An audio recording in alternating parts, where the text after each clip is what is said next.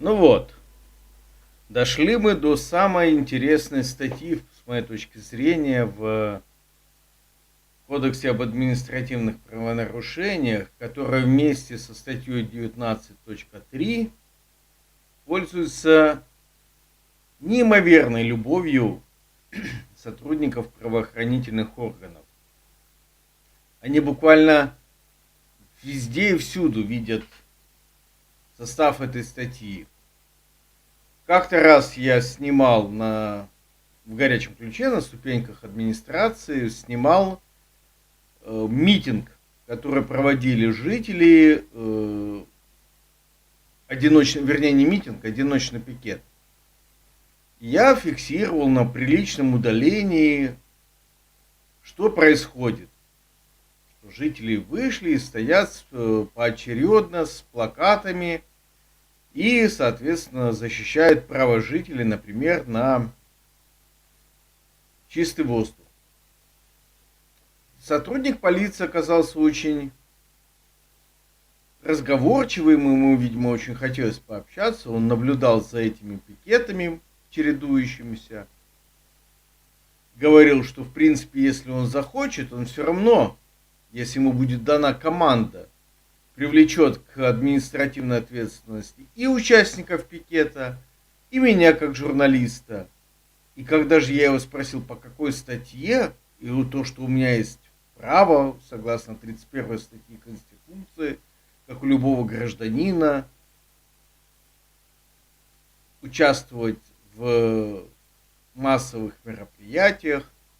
Я ему сказал о том, что есть уголовная ответственность за препятствование законной деятельности журналистов. А он мне сказал, да я не буду вас вообще привлекать по какой-то политической, как он сказал, статье. Нет.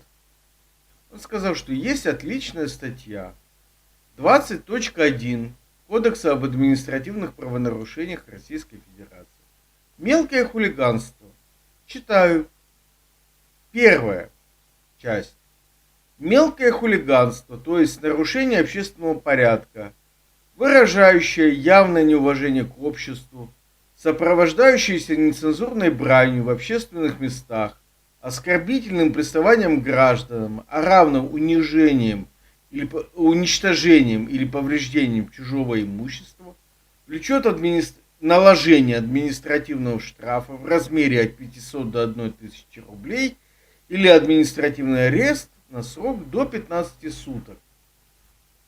Те же действия, сопряженные с неповиновением законному требованию представителя власти либо иного лица, исполняющего обязанности по охране общественного порядка или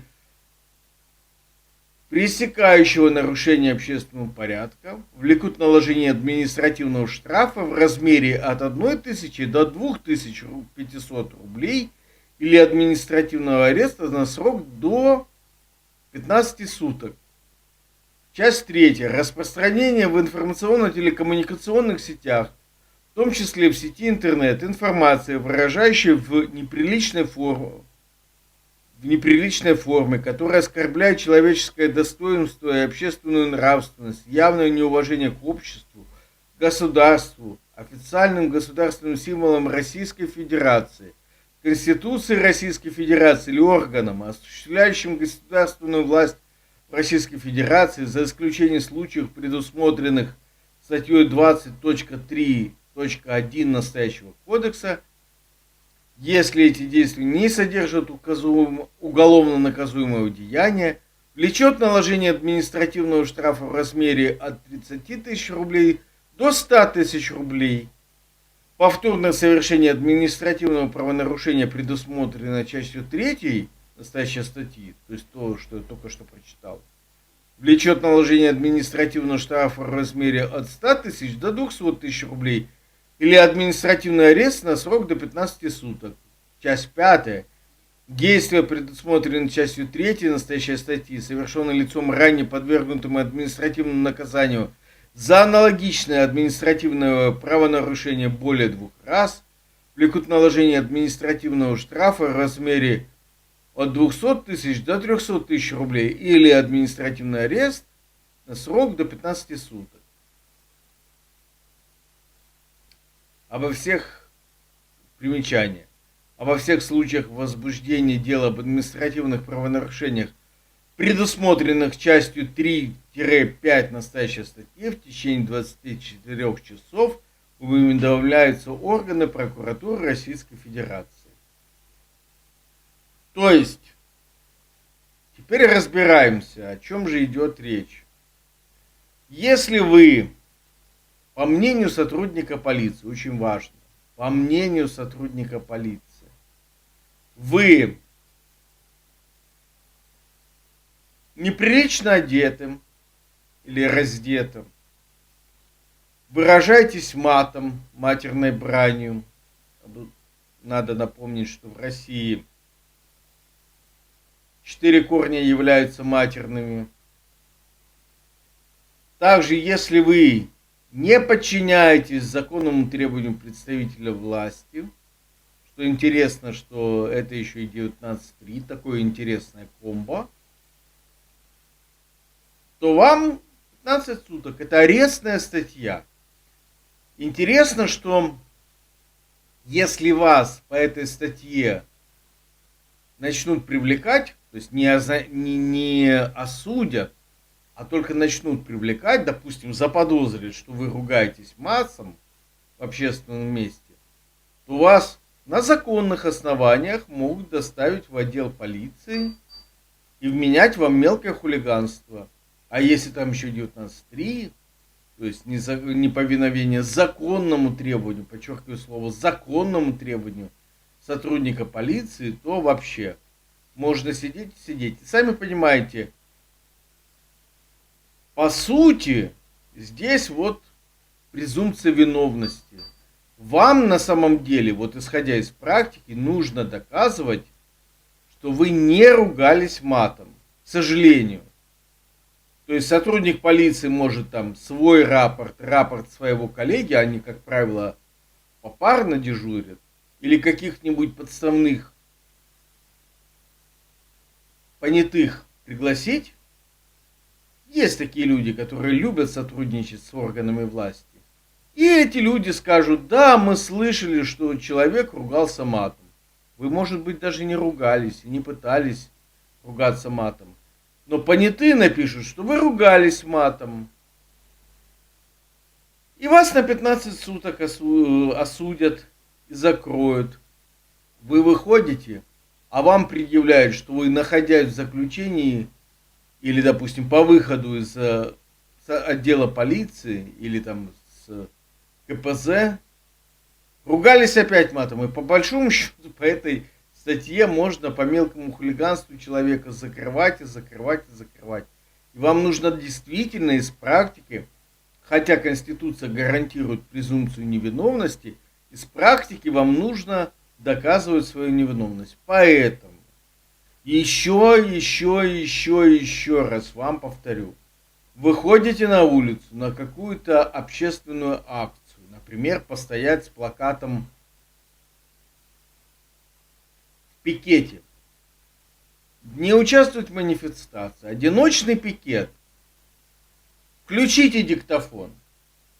И, конечно, не говорите об этом сотруднику полиции, никому не говорите. Включите диктофон и стойте в пикете.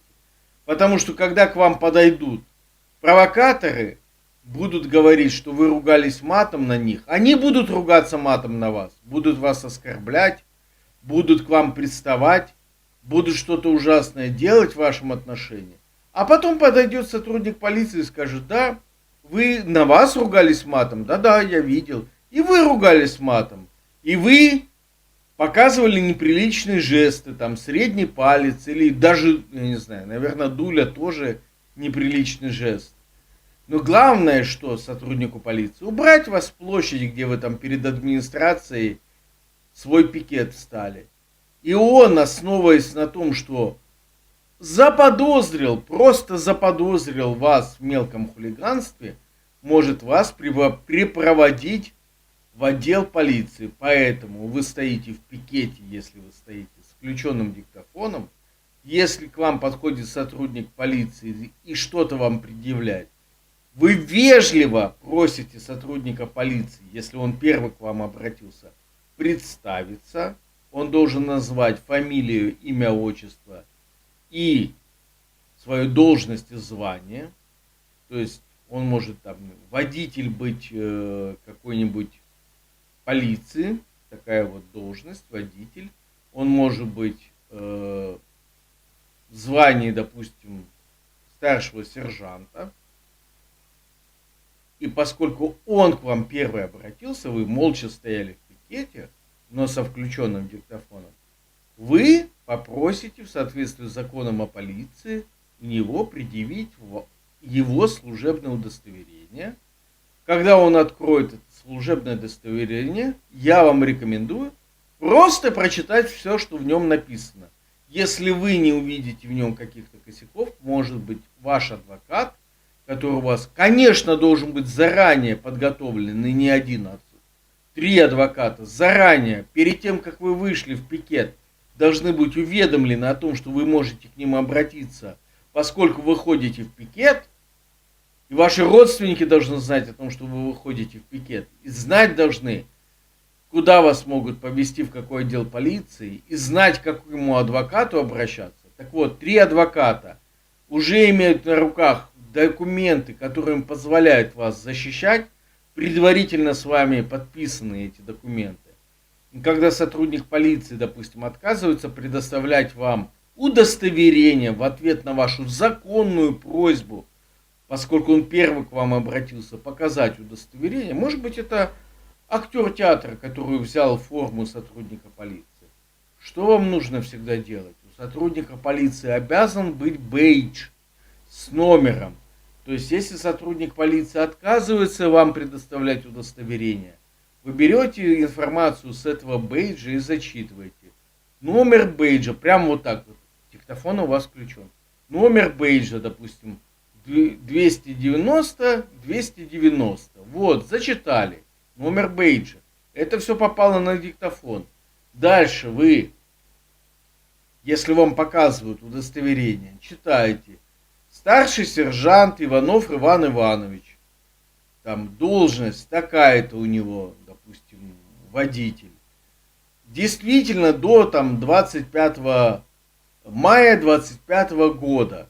Все из удостоверения прочитали. И дальше вам сотрудник полиции скажет: я вас подозреваю в нарушении статьи 20.1 Кодекса административных правонарушениях, мелкое хулиганство и ругались матом в общественном месте, проследуйте со мной в отдел полиции. Вы спрашиваете: я задержан? Он: нет, я вас припровожу для удостоверения вашей личности. Например. Или он говорит: да, вы задержаны. Отлично. Вот эти слова «вы задержаны» — это то, что вам нужно, потому что с этого момента исчисляется, с этих слов, исчисляется срок начала вашего административного задержания. И вы, соответственно, прибыв в отдел полиции вместе с этим сотрудником полиции, начинаете его требовать, от него требовать, составить протокол задержания и протокол доставления. Он, естественно, вам будет отказывать и говорить: сейчас мы на тебя составим протокол о мелком хулиганстве, все такое. Но вам очень важно, чтобы были эти документы, чтобы где-то в бумажном виде за подписью этого полицейского было написано, что он вас задержал вот там вот на площади час назад и целый час вас вез в отдел полиции по пробкам. Поэтому, если вы попросите, конечно, диктофон у вас все равно работает по-прежнему, пока вас везут. Не выключайте и никому об этом не говорите. Когда вас привозят в полицию, вы просите, чтобы на вас составили протокол задержания, протокол доставления, вам отказывают, скорее всего. Вы, приехав в полицию, когда уже на вас будут составлять протокол о мелком хулиганстве, что вы делаете? Вы первое, что делаете, берете этот протокол, отказываться отставить подпись или ознакомливаться глупо и бессмысленно. Вы берете этот протокол, там вам полицейский скажет: подпишите этот протокол о мелком хулиганстве. Но там есть графы, где вы можете добавить свои комментарии. И первое, что вы должны добавить, обязательно, вы должны там, если даже на вас составили протокол о доставлении, о задержании, вы должны написать там: был задержан там-то, там-то, на площади имени Ленина, рядом с администрацией, допустим, в такое-то время. Вы это точно должны запомнить, потому что именно с этого времени начинается ваше административное задержание. Вот. И это прям туда вписывайте. Полицейский может возмущаться, что зачем ты это пишешь, ты не должен это писать. Там есть графы, в которых можете писать вы все, что угодно. Даже если вы сказали, что пользуетесь 51 статьей, я с моей точки зрения не только даже, а вы всегда должны пользоваться 51 статьей Конституции и никогда ничего рассказывать сотрудникам полиции не надо. Это их задача доказывать, что вы виновны, а вы должны молчать. У вас по закону имеется на это право, установленное Конституцией. Если полицейский начинает давить, вы скажите: хорошо, сейчас приедет мой адвокат, я буду разговаривать с адвокатом, адвокат мне подскажет, что вам говорить. Я пока считаю, что бы я вам ни сказал, будет подпадать под действие 51 статьи Конституции. Поэтому я буду молчать. Приедет адвокат, я с ним проконсультируюсь и вам что-то расскажу. И если вам скажут: да некогда ждать адвоката, давай сейчас вот подписывай этот протокол о том, что мы вас привлекаем по 20.1 за мелкое хулиганство, возьмите этот документ и напишите там, что был задержан там-то, там-то на площади в такое-то время, в такую-то дату, в такое-то время. Это очень важно. Дальше, там же пишите то же самое, что вы сказали на словах. Пользуясь 51 статьей Конституции Российской Федерации, отказываюсь давать показания против себя. И там же в этой графе ставите остальное, что пустое там место стоит, прочерки, и расписываетесь. И расписывайтесь за этот протокол, но не ставьте галочку, что вы получили копию протокола. Расписались, когда вам сотрудник скажет: поставьте здесь галочку, скажите: нет, вы мне копию дадите, я поставлю галочку. Он махнет, скажет: я сам поставлю галочку, вам, может быть, копию протокола не отдаст, ну, если даже отдаст. Если не отдаст, все, считайте, что вы уже выиграли, потому что он нарушил все процессуальные нормы. Если он отдаст вам копию протокола, тогда вы ждете адвоката. Если вас осуждают по 20.1, арестная статья, вам обязательно нужен адвокат по мелкому хулиганству. И все время, пока вы вот не выйдете из отдела полиции, не приедете домой, у вас должен работать диктофон. Потому что если вас закрывают, приедет адвокат, ну, во-первых, вы можете, конечно, никаких там открыть телефон, дать почитать переписку вы не должны делать. А когда приедет адвокат, вы ему на ушко шепнете, что с момента, как вы вышли на площадь, у вас работает диктофон. И там записано, что, допустим, сотрудник полиции не представился, когда к вам подошел и задал вам вопрос, отказался вам давать удостоверение, чтобы вы ознакомились в ответ на его просьбу. У сотрудника полиции не было бейджа на его форменной одежде. Отказались оформлять протокол доставления, протокол задержания в ответ на вашу просьбу. И на самом деле вы уже 5 часов с момента, как вас на площади задержали и засунули, допустим, в автозак или в полицейскую машину, вы просто 2,5 часа ехали по пробкам, а на самом деле с момента вашего задержания прошло уже больше 5 часов. Все это вы должны рассказать адвокату. Поэтому номер один: при любых общественных политических акциях у вас должно быть 3 адвоката. Почему 3? Потому что один адвокат может быть неожиданно занят, второй может быть неожиданно занят, третий будет свободен и готов будет подъехать к вам в отдел полиции, там, где вас удерживают. Если у вас будет договоренность только с одним адвокатом, скорее всего, он, по закону подлости, по закону Мерфи, он будет занят тогда, когда вас задержат. Вот. А вас всегда задержат именно в тот момент, когда адвокаты все заняты. Вот. Если нет адвоката, то должен быть хотя бы общественный защитник. Любой человек, который вами будет назначен общественным защитником. подавайте ходатайство письменное о том, что вы своего там друга, который учится на студента-юриста, и который действительно вам друг, назначайте общественным защитником. Просто вашим защитником можете назначить, вот, юридическим, извините, оговорился.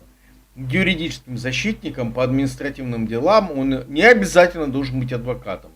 То есть он может быть просто вашим хорошим другом, даже без юридического образования. И вот этот человек, он от вашего лица будет общаться с сотрудниками полиции, не будучи обвиняемым по статье 20.1 мелкое хулиганство.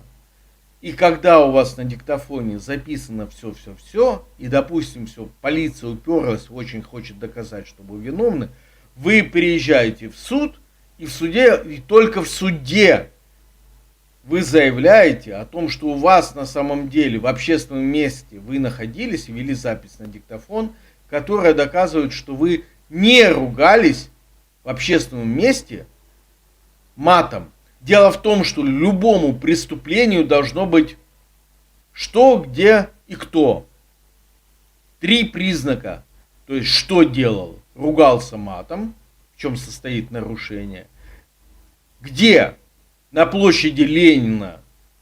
Когда? Да, 4 признака. Когда? Это, допустим, 5 мая 25 года в 16 часов.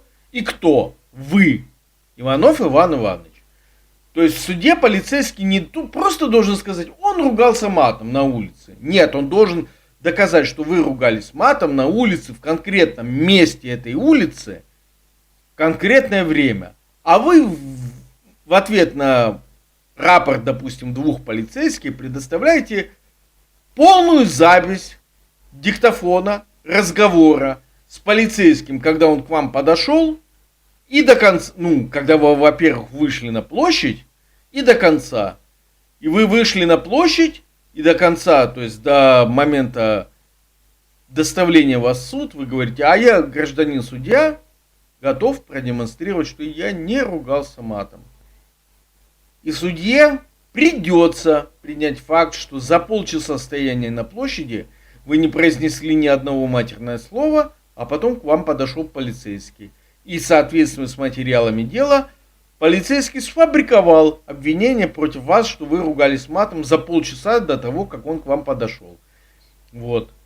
Но, конечно, я вам это все объясняю, а вы будете в шоке, в стрессе, в нервах. Можете ошибиться, поэтому должны быть 3 адвоката, которые готовы вас защищать. И желательно еще 1 как минимум, а то и 2 просто юридически подкованных гражданина, которые готовы будут вас защитить, на тот случай, если адвокатов, допустим, все 3 не смогут или не захотят. Очень часто адвокаты не хотят в политические дела вмешиваться, чтобы не портить себе потом будущую карьеру и чтобы себе потом не создавать сложности с полицией. Потому что полиция может запомнить, ага, вот этот политических защищает или там активистов общественных. А мы ему больше не будем, там, допустим, идти навстречу в каких-то элементарных вещах по коммерческим вопросам каким-нибудь. Вот, поэтому имейте это тоже в виду. Так вот, к сожалению, мелкое хулиганство, как и 19.3, это очень распространенные статьи, по которым полиция задерживает граждан. И вы должны заранее проиграть в своей голове, как это будет все выглядеть. Если что, не дай бог, подписывайтесь на мой канал «Журналист в Испании», подписывайтесь на отдельный канал «Адвокат Фри», Школа юридической самозащиты. Ставьте мне лайк, пишите в комментариях, что вы думаете о моих рекомендациях, как поступать.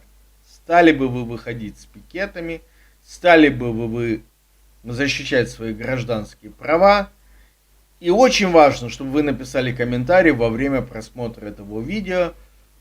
Расшарьте это видео, я стараюсь ради вас. Несколько раз я попадал в ситуации, когда меня хотели упечь за решетку по статье 20.1 за мелкое хулиганство.